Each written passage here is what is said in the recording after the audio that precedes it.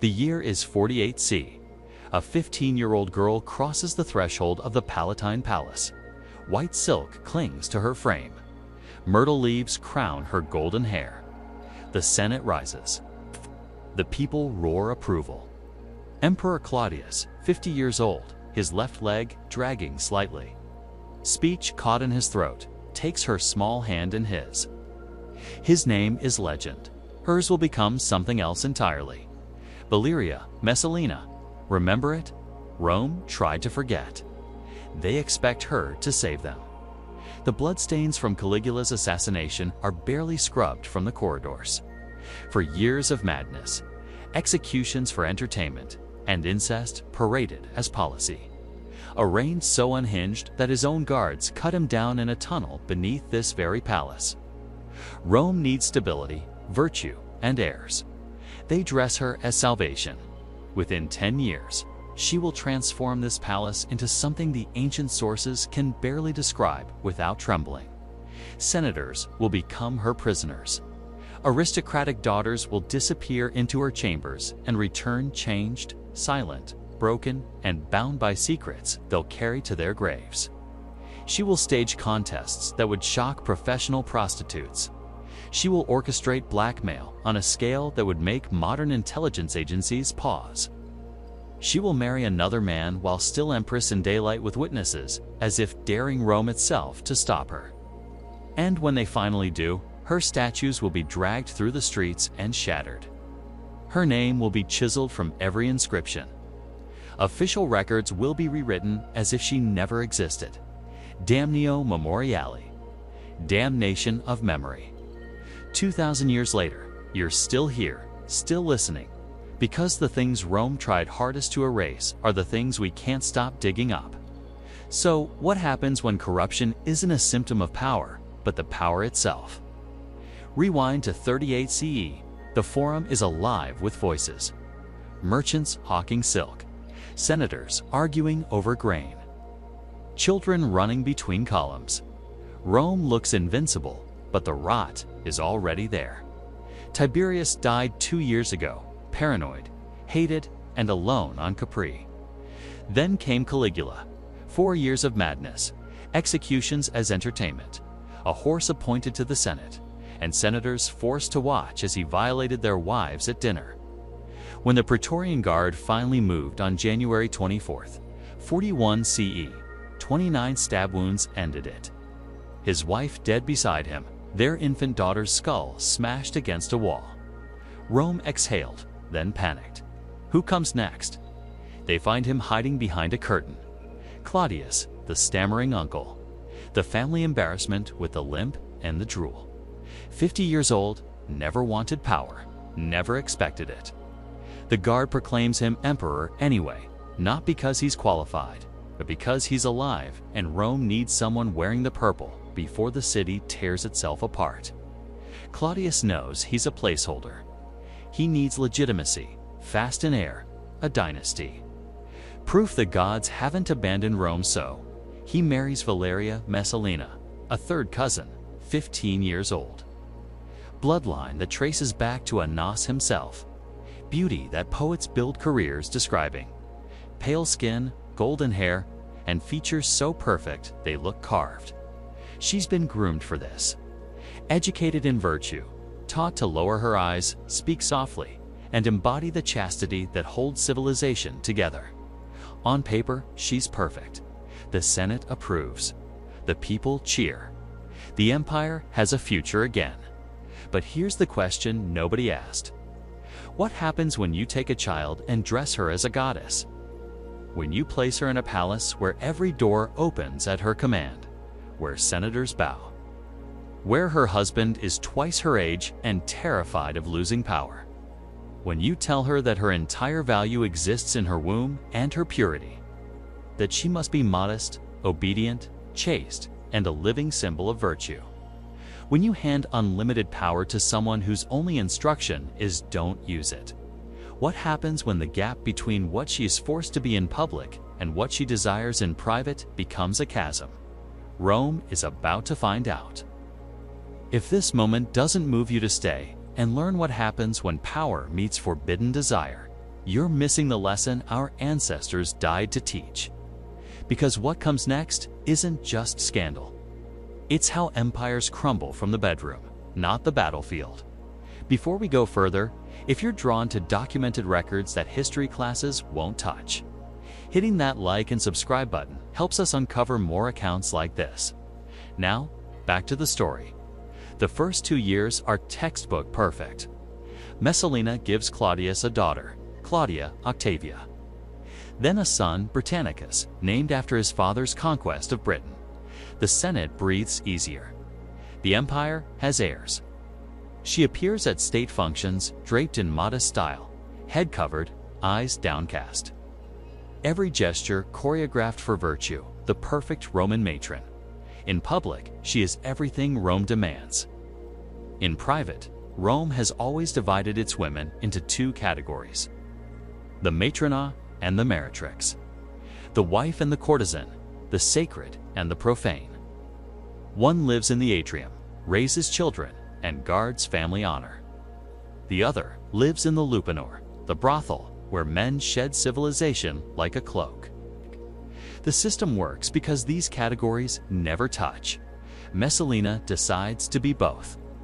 The first whisper comes around 42. CEA senator returns late from Austria. Business ran long. He's in Rome for the night. On impulse, he visits the Suburra, Rome's red light district. Narrow streets that smell like piss and cheap wine. Cramped insula where oil lamps burn low. And you can disappear into the dark. He chooses a room and pays his coin. The woman enters. Dark wig, heavy coals smudged around her eyes, perfume trying too hard, and myrrh and roses covering something that smells expensive. She turns toward him. Their eyes meet. He recognizes the Empress of Rome. Not a look-alike, not a rumor. Her, according to Tacitus. Yes, writing decades later. Yes, with his own agenda, but with access to palace insiders. This wasn't once. Messalina allegedly adopted the working name Lisa and became a regular at a brothel run by a woman named Sila. Not for money, not from desperation, but for the thrill of it. Think about the psychology. Every client who didn't recognize her became an unwitting accomplice. Every man who did became someone she owned because what's he going to do? Report the Empress to whom? She's not just breaking rules, she's weaponizing the hypocrisy that built them because Roman morality was always performance. Senators kept mistresses. Generals visited the brothel. Married men slept with slaves, and nobody blinked. But women, especially aristocratic women, especially the Empress, were supposed to be above desire. Marble statues, breeding vessels, symbols. Messalina looked at that cage and walked out the door. She would return before dawn, remove the wig, wash away the cheap perfume, dress in imperial silk, and attend the morning sacrifice to Vesta, goddess of chastity, with the same serene expression she wore the night before, as if nothing had happened. But the brothel was just the laboratory. The real operation happened inside the palace. Picture the banquets. Rome's elite sprawled on silk couches around low tables. Golden platters heaped with roasted dormice brushed in honey. Wine flowing from jeweled cups. Senators making small talk. Generals discussing Britain. Very Roman, very civilized. Until Messalina gives a signal. The servants leave. The doors close. New guests arrive. Gladiators still smelling of the arena. Sand, blood, sweat. Actors from the theater. Foreign captives. Sometimes the teenage sons of patrician families were summoned under the pretense of discussing their fathers' careers. What happens next, the sources describe with horror and fascination. Forced performances, humiliating contests. Senators were paired with their political enemies and told to entertain the Empress. Aristocratic women, married, respectable, terrified, and coerced into playing the prostitute while their husbands watch from across the room, frozen. Refusal isn't an option. A tribune declines her invitation. 3 days later, he's floating in the Tiber. A nobleman tries to leave early. His family loses their estate by week's end. The message spreads. The Empress does not accept no. Then comes the contest. The story appears in Pliny the Elder. Yes, he's writing about natural history, but this detail stuck. A competition between the Empress and a famous prostitute named Scylla. Not for money, but for pride. Who could outlast more partners in a single night? 25. Messalina 1. Pliny writes it down like he's documenting a solar eclipse with clinical horror and fascinated precision. True, exaggerated propaganda. We'll never know for certain. But the story survived because it captured something Romans couldn't articulate. A woman wielding sexual power not as submission, but as dominance. Rome didn't have a language for that. So, they turned it into myth. But myths don't come from nowhere. They reflect something that happened, something people witnessed and couldn't forget even when they tried. The palace becomes a theater of power where humiliation is currency. Where senators arrive at dawn to beg favors and leave at midnight, having performed acts they'll never speak of again.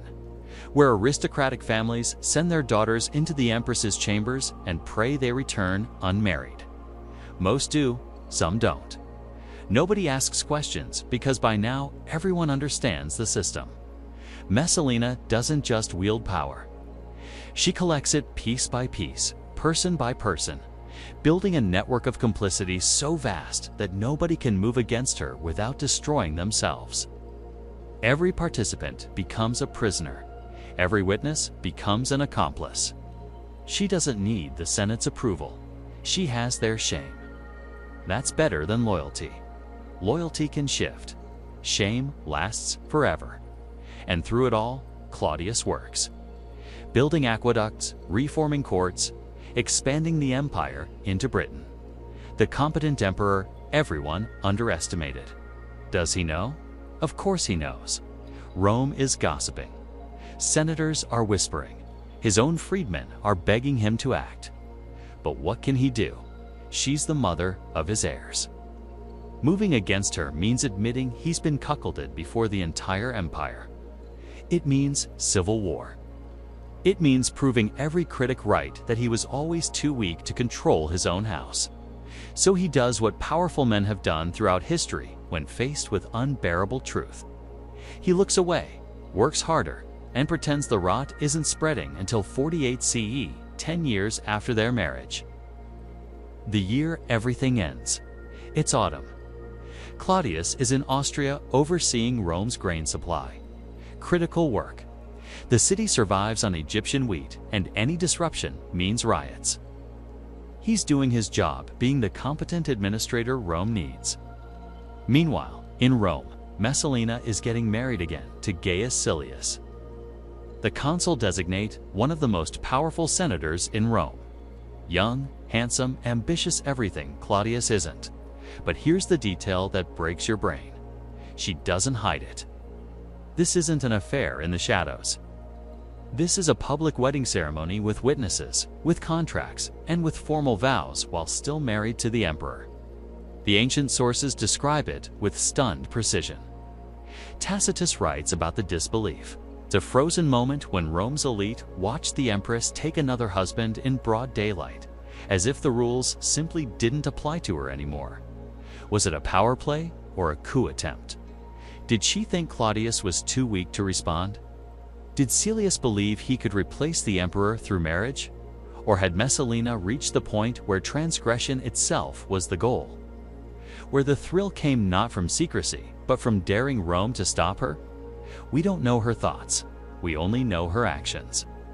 And Rome, corrupt, compromised, exhausted Rome, finally found its limit. Narcissus, Claudius's most trusted freedman, hears the news first. He rushes to Austria and finds the emperor reviewing grain ledgers. Picture that conversation. How do you tell an emperor his wife just married someone else? How do you make him believe it when it sounds impossible, but the reports keep coming? Senators confirming it. Witnesses are stepping forward now that someone's finally asking questions. The detail that seals it. The marriage contract was signed. Legal, witnessed, undeniable. The laughter dies. Picture his face in that moment. The emperor, everyone mocked. The stammering scholar. The man who survived by being underestimated. Cuckolded it publicly, legally. While he was ensuring Rome didn't starve. The rage that comes isn't hot, it's cold. He returns to Rome with the Praetorian Guard at his back. They find her in the gardens of Lucullus, sprawling estate on the edge of the city. Trees imported from across the empire. Fountains that never stop flowing. The place where she'd hosted so many of her rebels. She's with her mother Lepida. The older woman is begging her daughter to act, to run, to do something. But Messalina seems frozen. Some sources say she tried to write a petition for mercy. Others say she just stood there, unable to believe it was ending. That after 10 years of bending Rome to her will, Rome had finally bent back. The soldiers arrive. She recognizes them. She's seen them at the palace, maybe even summoned some of them to her villa. Now they're here for her. She drops to her knees, begs, pleads, and offers her children. Octavia and Britannicus, 9 and 7 years old, are hostages. Anything, everything. The soldiers don't respond. Orders are orders. She reaches for a dagger. Someone's, maybe her mother's, maybe a guard's. Her hand shakes. She presses the blade to her own throat. Can't do it. A tribune steps forward. His name was never recorded, but his action was. He drives the blade home. Valeria Messalina, Augusta, Empress of Rome. Dies at 25 years old in a pool of blood on the grass where she once held power over senators. Claudius orders damnatio memoriale, damnation of memory. Her statues are dragged through the streets and shattered. Her name is chiseled from every inscription. Official records are rewritten as if she never existed. The message, she never happened. But 2,000 years later, we're still talking about her. You've just witnessed the moment an empress fell. Not to war, not to plague, but to the consequences of power without limits. If stories like this remind you why history must be remembered, not erased, subscribe to Crimson Historians. Because the past doesn't stay buried, it echoes. The Roman Forum still stands. The Colosseum draws millions. But the bitter Palatine Hill, where emperors lived and where Messalina ruled, is mostly rubble now. Tourists walk past broken columns and crumbling walls, snapping photos, and reading plaques about Augustus and Nero. They don't realize they're standing in the rooms where she held her revels. Claudius remarried within months. His niece, Agrena, the younger. She was smarter than Messalina and more patient. She would eventually poison Claudius and install her son Nero as emperor, beginning another cycle of madness. Messalina's children suffered fates almost as tragic as hers. Her daughter Octavia was forced to marry Nero, her stepbrother. He later had her executed, claiming adultery. She was 22, the same age her mother died. Her son Britannicus was poisoned at 14, likely by Nero, to eliminate any rival claim to the throne. He collapsed during a dinner party, dead before anyone could move. The Senate pretended Messalina never existed, but the soldiers remembered. The servants remembered the families whose daughters disappeared into her villa and came back silent. They remembered. Here's what haunts me about her story. How much of what we know about Messalina is true?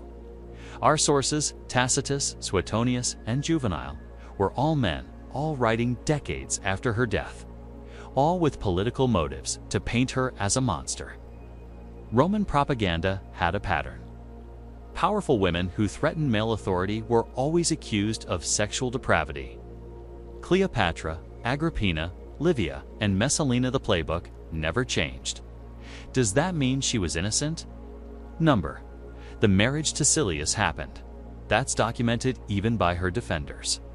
The political corruption was real. The blackmail system existed. People who opposed her died. But the brothel stories, the contests, and the specific numbers will never know where the truth ends and the propaganda begins. What we do know is this: a 15-year-old girl was married to a man in his 50s. She was told her entire value existed in her purity and her womb. She was given immense power, but no education in how to wield it. No guidance, no purpose beyond bearing heirs and looking virtuous. And when she found a way to feel powerful through transgression, through control, through turning Rome's own sexual hypocrisy against itself, the empire that created her destroyed her and then spent 2,000 years calling her a monster. Stand in the ruins of the Palatine today, and you can feel something in the air. Not ghosts. Rome doesn't do hauntings like that, but something heavier. The weight of stories that couldn't be silenced even when they chiseled away the names. Because here's the truth about Damnatio Memoriale: it doesn't work. You can smash the statues, scratch out the inscriptions, and rewrite the records, but you can't erase the lessons. Messalina's name was meant to disappear. Instead, it became immortal. Not because Rome wanted her remembered, but because the truth, however twisted, however buried, has a way of clawing back to the surface. Empires have fallen to barbarian invasions, to plague, and to economic collapse.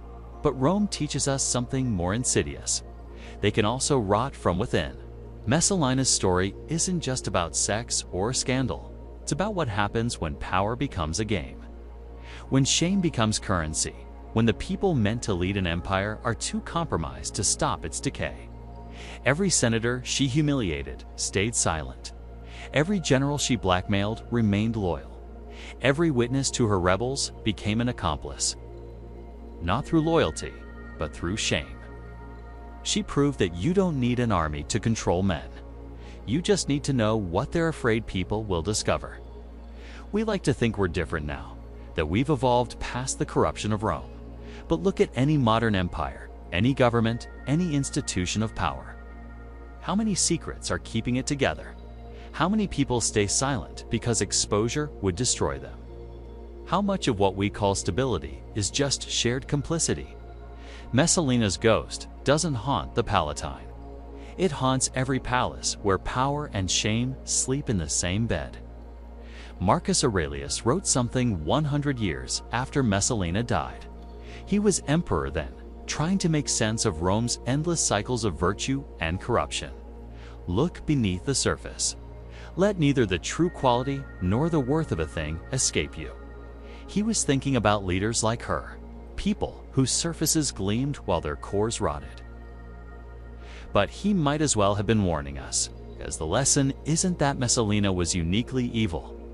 The lesson is that Rome created her, married her off at 15, gave her power without purpose, then destroyed her when she used that power in ways that exposed their hypocrisy.